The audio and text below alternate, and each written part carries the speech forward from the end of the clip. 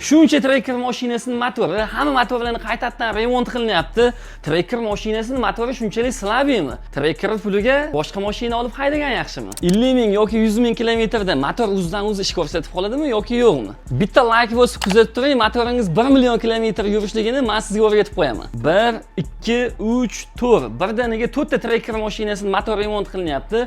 Bu texnika nosozligimi yoki shofyor xatosimi? Sizlar bilan birgalikda buni ko'rib chiqamiz. Tracker va Onyx mashinalarining motori bir xil bo'ladi. Hozirgi kunda eng ko'p remont qilinayotgan mashina ham shular. Nima sababdan? Chunki bu mashinalar turbina bilan jihozlangan, yaroqsiz benzin quyilgan holatda qiziqqonlik qilib, qattiq bosish natijasida Porsche'lar erib ketyapti. Agar bu yerga sifatli benzin quyiladigan bo'lsa yoki propan bo'ladigan bo'lsa, hech qanaqangi ziyon yetmaydi.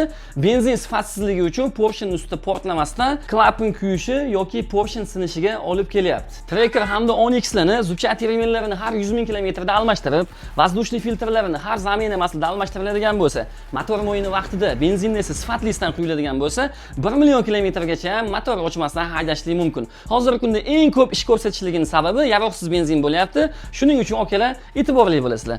Videomiz manfaatli bo'lgan bo'lsa, Tracker Onyx haydaydigan tanishlarga yuborib qo'yasizlar. Shunaqangi foydali ma'lumotlarni o'tib olmaslik uchun Motor House profiliga obuna bo'lib qo'yasizlar. Bizni kuzatishda davom etinglar.